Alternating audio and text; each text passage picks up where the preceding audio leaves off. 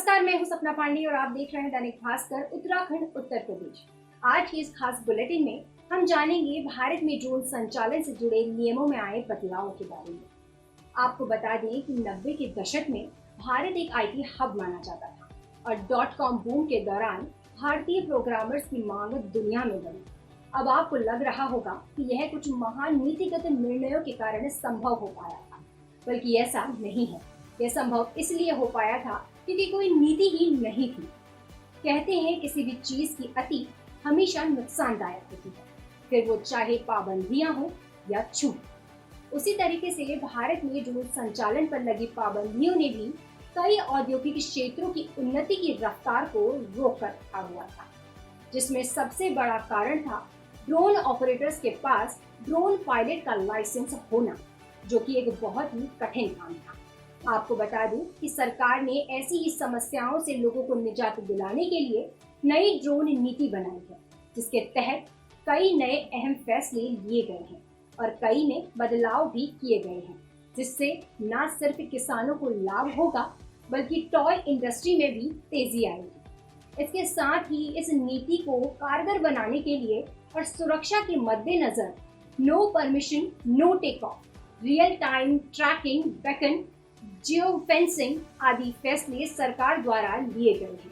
इसके साथ ही वे सभी माइक्रो ड्रोन जो नॉन कमर्शियल उद्देश्य से इस्तेमाल किए जाएंगे, उन्हें पायलट लाइसेंस से मुक्त किया गया है। आपको बता दें कि नई नीति बनने से पहले ड्रोन संचालन एयरक्राफ्ट रूल 1937 में ही आते थे, जिसके अनुसार सभी ड्रोन संचालकों के पास लाइसेंस यानी ड्रोन पायलट का लाइसेंस होना अनिवार्य था, फिर वो चाहे 250 ग्राम का नैनो ड्रोन हो या फिर 150 किलोग्राम का लार्ज ड्रोन।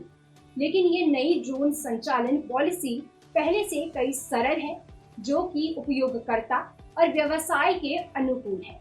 इस नई ड्रोन पॉलिसी के अनुसार 500 किलोग्राम तक वजन वाले ड्रोन पर विमान नियम यानी एयरक्राफ्ट रूल 1937 लागू नहीं होगा। यह एक महत्वपूर्ण बदलाव है, क्योंकि विमान नियम 1937 विशेष रूप से यात्री विमानों के लिए लागू होता है। ऐसे ही कई बदलाव नागरिक उड्डयन मंत्री यानी minister of civil aviation Jyotiraj Scindia द्वारा लिए गए हैं। तो इसी सिलसिले में आज हमारे साथ एयरफोर्स के retired group captain MJ Augustine Vinod हैं, जो हमें बताएंगे नई ड्रोन नीति के बारे में।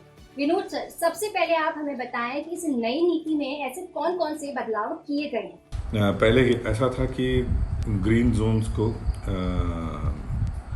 एक ऑर्डर के तहत इसको 5 किलोमीटर बाय 5 किलोमीटर के क्षेत्र एरिया को इसको गवर्नमेंट ऑफ इंडिया को निकालना पड़ता था एक डॉक्यूमेंट के तौर पे। अभी ऐसा हो गया है, जो रेड जोन और येलो जोन नहीं है वो सारे ग्रीन जोन बना दिए गए हैं। और ग्रीन जोन में अभी जो नया ड्राफ्ट रूल है उसमें आप 400 फीट तक फ्लाइंग कर सकते हैं। और इसका क्या इम्पोर्टेंस है, ये 400 फीट के अंदर आप स्प्रेइंग ऑपरेशंस कर सकते हैं। जैसे किसानों के लिए जो स्प्रेइंग का काम ड्रोन बखूबी करने की कोशिश कर रहा है, और मेरे हिसाब से वो उस एरिया में बहुत फ़ायदा होगा। सर्वे जो स्वामित्व का जो मुहिम उठाया है केंद्र सरकार ने, उस पर भी बहुत काम आएगा। तो येलो जोन और ग्रीन जोन को देख करके अगर हम कार्य करें और आगे बढ़ें तो ये बहुत एक महत्वपूर्ण चीज़ है। क्या एक ड्रोन ऑपरेटर को लाइसेंस की जरूरत है, और अगर हाँ तो किस किस तरीके से ऑपरेटर्स को पायलट लाइसेंस की जरूरत पड़ेगी, और क्या उससे किसी स्पेसिफिक क्वालिफिकेशन की जरूरत होगी? जो नैनो कैटेगरी में 250 ग्राम तक का कैटेगरी में, और माइक्रो कैटेगरी नॉन कमर्शियल 250 ग्राम से 2 किलो के कैटेगरी में अगर आप नॉन कमर्शियल कुछ कर रहे हैं तो आपको पायलट लाइसेंस भी लेने की ज़रूरत नहीं है।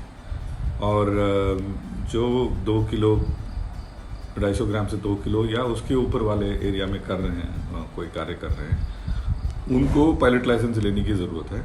बट इससे पहले का पायलट लाइसेंस 1 साल के लिए वैलिड था, बट अभी जो लाइसेंस लेंगे आप वो 10 साल के लिए वैलिड है, और आपको सिर्फ 10वीं पास होना ही ज़रूरी है। थोड़ी बहुत अंग्रेज़ी आनी चाहिए, क्योंकि कम्युनिकेशन जो है वो अंग्रेज़ी में रहती है।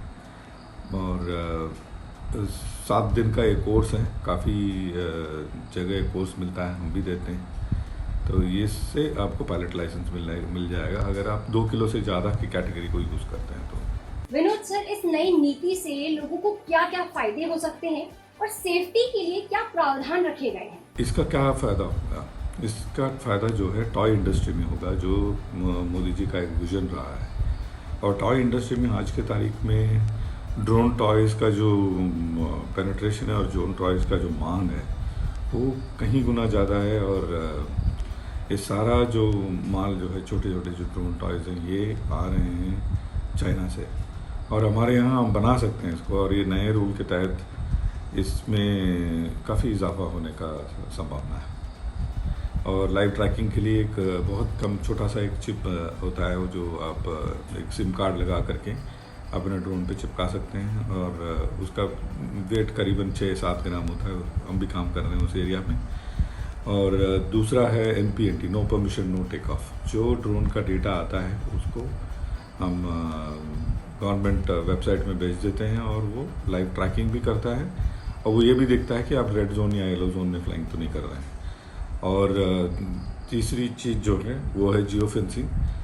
तो जियो फेंसिंग का ये मतलब है कि आप ड्रोन के अंदर ही एक फेंस लगा सकते हैं, जिसके बाहर वो उस क्षेत्र के बाहर वो ड्रोन फ्लाइंग नहीं करेगा। विनोद सर, अब हमें बताएं कि इस नीति में ट्रैफिक मैनेजमेंट कैसे किया जाए? ट्रैफिक मैनेजमेंट की बात करें तो UTM, unmanned traffic management system, ऐसे सॉफ्टवेयर अवेलेबल हैं। और कुछ भारतीय कंपनी भी हैं, कुछ अमेरिकन कंपनी हैं, कुछ बेल्जियम से एक आध कंपनी है जिनके साथ हमारा MOU है।